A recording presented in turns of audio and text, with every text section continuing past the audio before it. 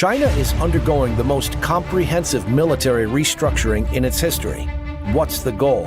It's the full-scale invasion and occupation of Taiwan, an operation that they would have to conduct against the Republic of China or Taiwan. What else is the Chinese Communist regime doing to gain influence in Taiwan? Taiwan is targeted on Facebook, is targeted by 2,400 individual disinformation attacks, if I can use that term. 2,400 every day, all of which originate somewhere in China. Is the National Defense Authorization Act of 2019 capable of helping Taiwan and deterring China? There's a lot of very important initiatives that are in there, and if the Trump administration did act upon all of those, I do think it would make a very, very positive impact.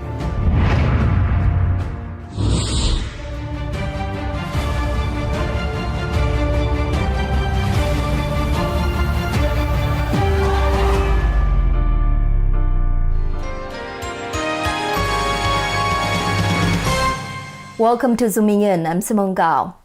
In many ways, no other nation has followed the United States political system as closely as Taiwan. It's a vibrant democracy that values freedom of speech and freedom of belief.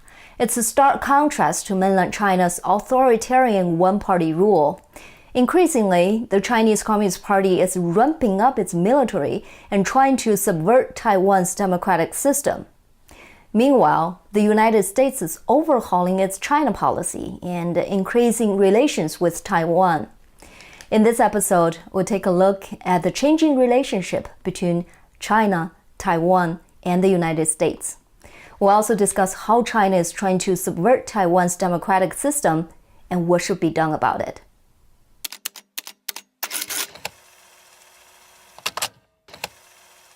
China's Kuomintang, KMT, government fled to Taiwan in 1949 after the Chinese Communist Party took control of the mainland.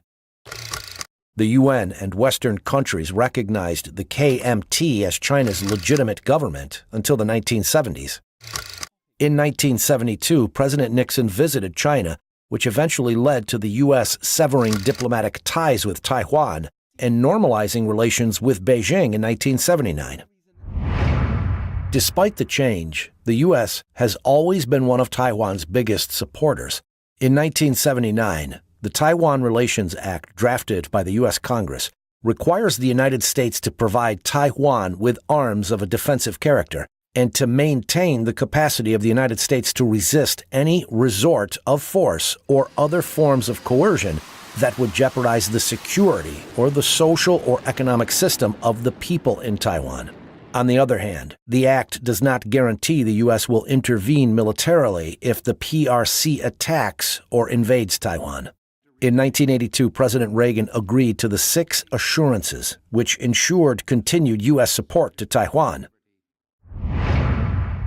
In February, President Trump signed the Taiwan Travel Act. It allows high-level Taiwan officials to visit the United States and vice versa.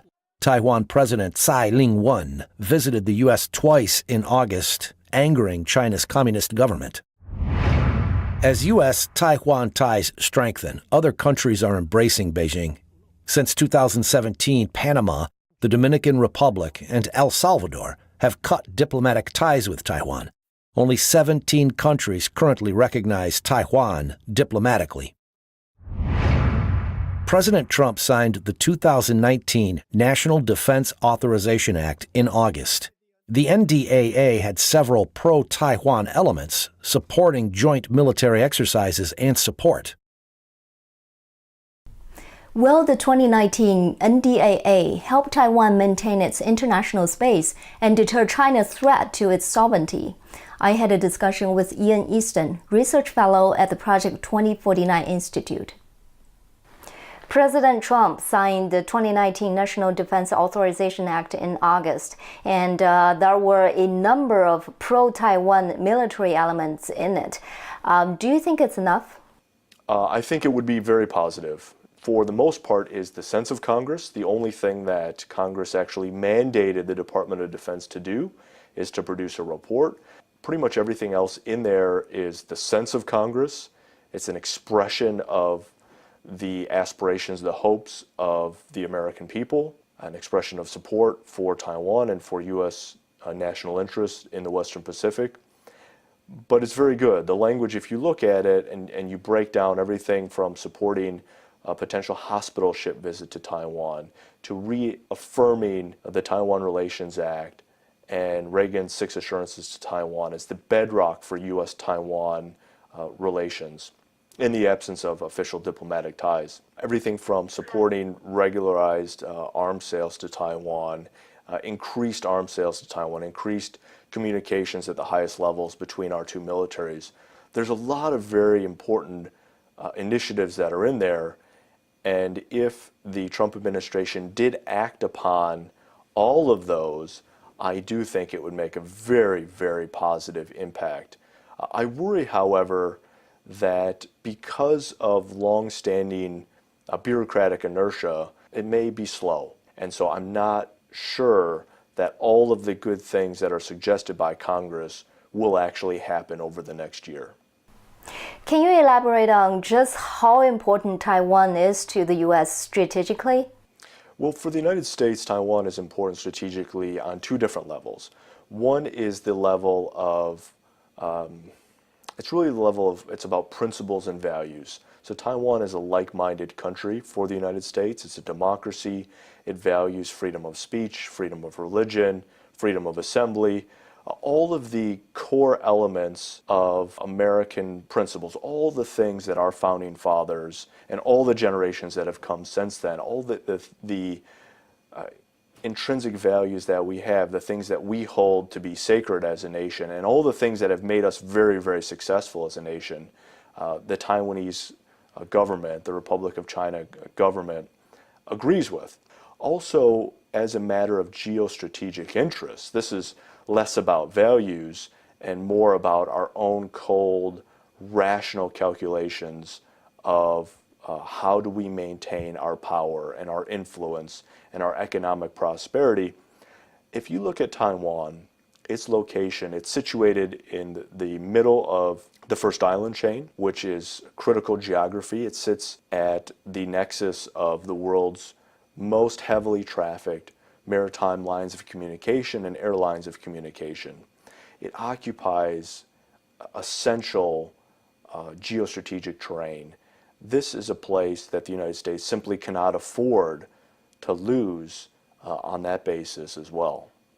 How can the United States really help Taiwan instead of just making symbolic gestures? For example, do you think downgrading the U.S. diplomatic relations with countries who dump Taiwan diplomatically for China is a good way to help Taiwan maintain its international space?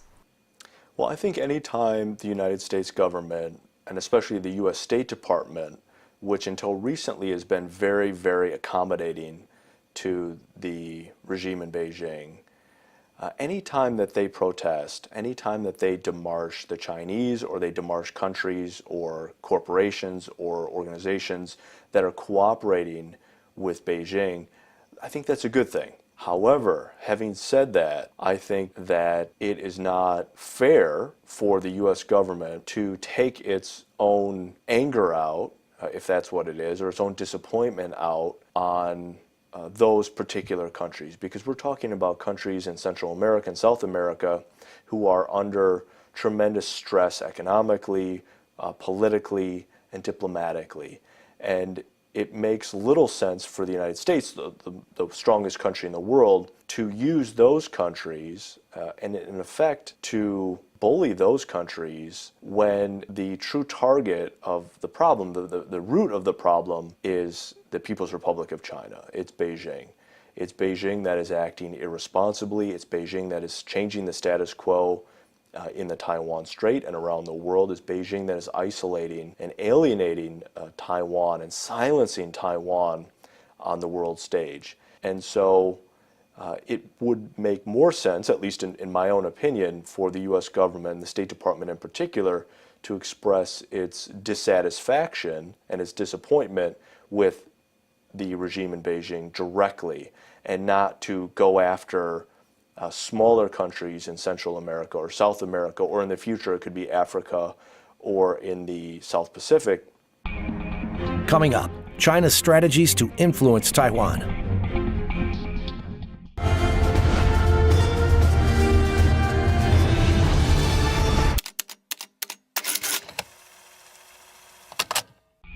The Chinese Communist Party uses cultural activities, the media, education programs, and people-to-people exchanges to influence public opinion around the world.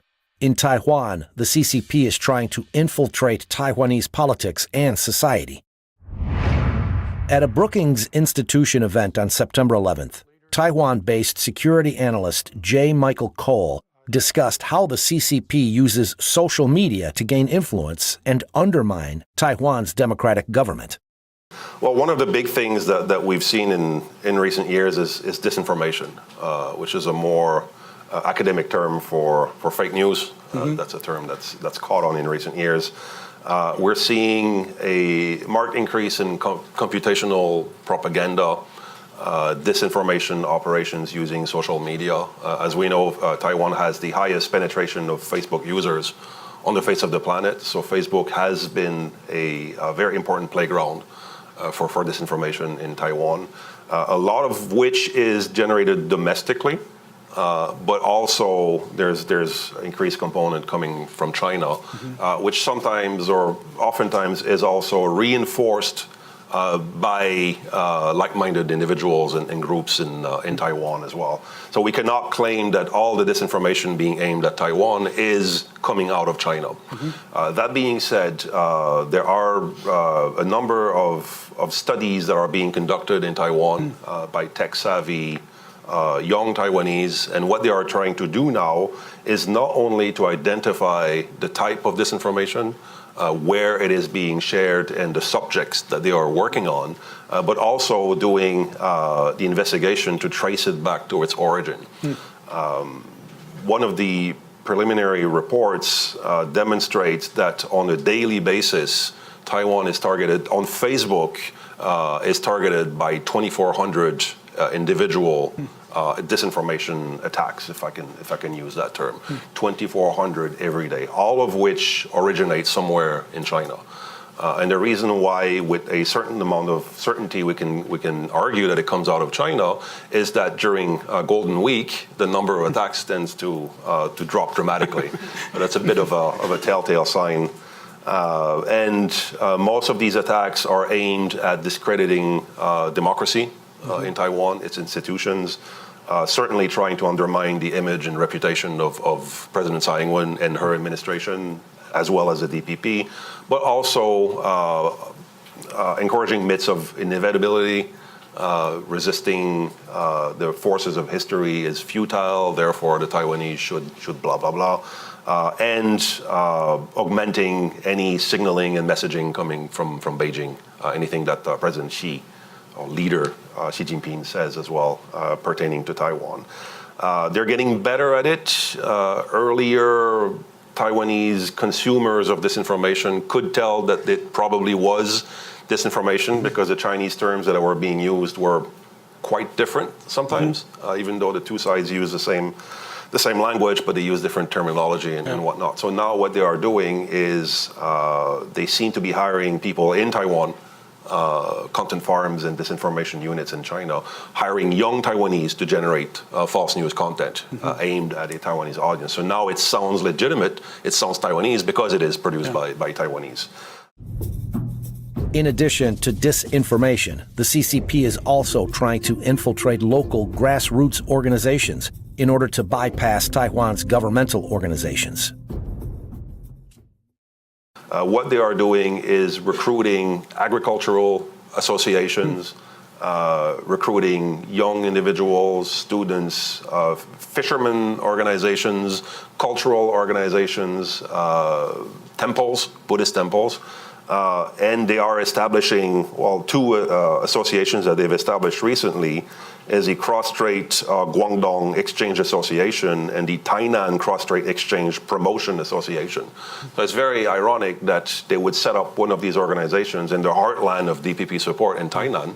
Also very interesting that when White Wolf or Zhang Anle came back to Taiwan after more than a decade in exile in China, in June 2013, one of the first campaign offices that he opened was also in Tainan, when William Lai, who was currently premier, was still mayor. What these organizations and parties are doing is basically bypassing central government organizations altogether and facilitating connectivity between grassroots, local organizations in Taiwan and dealing directly with their counterparts back in China. Much of this stems from the realization in Beijing that the CCP simply cannot hope to accomplish what it wants by working with the DPP.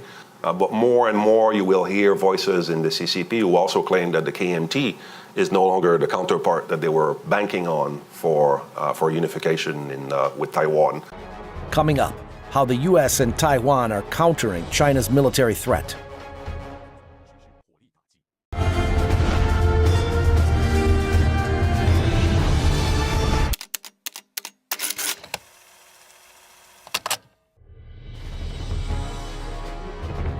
While Beijing is spreading disinformation and infiltrating local associations in Taiwan, they're also building up their military capabilities. According to the annual report to Congress on military and security developments involving the People's Republic of China in 2018, the PLA is undergoing the most comprehensive restructuring in its history to become a force capable of conducting complex joint operations. The PLA strives to be capable of fighting and winning informatized local wars, regional conflicts defined by real-time, data-networked command and control, and precision strikes. Reforms seek to streamline command and control structures and improve jointness at all levels. China's military modernization targets capabilities with the potential to degrade core U.S. operational and technological advantages. To support this modernization, China uses a variety of methods to acquire foreign military and dual-use technologies, including targeted foreign direct investment, cyber theft, and exploitation of private Chinese nationals' access to these technologies. Additionally, as China's global footprint and international interests have grown, its military modernization program has become more focused on investments and infrastructure to support a range of missions beyond China's periphery, including power projection, sea lane security, counter-piracy, peacekeeping, etc. What does China's military build-up mean for Taiwan? Here's Ian Easton again. In 2015, Chinese leader Xi Jinping initiated a massive military reform in China. What was the goal of that reform, and what does it mean for Taiwan? Well, that's a very good question. What we have seen is in December 31st, this reform program started, this massive reform and reorganization program started, and it's continued until today, and apparently the stated deadline of the reform is the year 2020, and the stated objective of the reform is to build a joint capable People's Liberation Army. And the concern that I have, and the concern I know that many share, is that when the Chinese Communist Party talks about a joint capable military, what they're really talking about, according to their own doctrine, according to their own writing, is a military capable of actually invading and occupying Taiwan. Because if you look at the Chinese, their own literature, there's only one operation that would really require a joint capable military, and it's not a border conflict with India, it's not a conflict on the Korean Peninsula, it's not a blockade of Taiwan, and it's not an air or missile campaign against Taiwan. It's the full-scale invasion and occupation of Taiwan, an operation that they would have to conduct against the Republic of China or Taiwanese military, but also an operation that would require them to prepare to deter, to delay, and ultimately to attempt to destroy the U.S. military forces that would be ordered to come to Taiwan's rescue. Xi Jinping indicated that the unification with Taiwan will happen by 2035. So in your opinion, should the U.S. take that indication seriously? Absolutely. I think we should take it seriously anytime the leader of the world's second most powerful country makes a statement like that. That is a not unveiled threat. I mean, it's very clear what they intend to do. They're signaling their intentions. I don't know that in this particular case that he was that direct in terms of exactly how he put it, but I do think that is certainly their long-term intentions.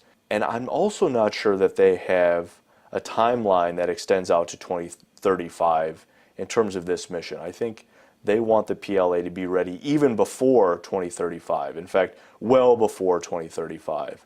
There were reports that came out starting in 2008, and then again it was repeated in 2012 at the 18th Party Congress, that the PLA was ordered by the Politburo Standing Committee to be prepared to carry on a full-scale, all-out war against Taiwan by the year 2020.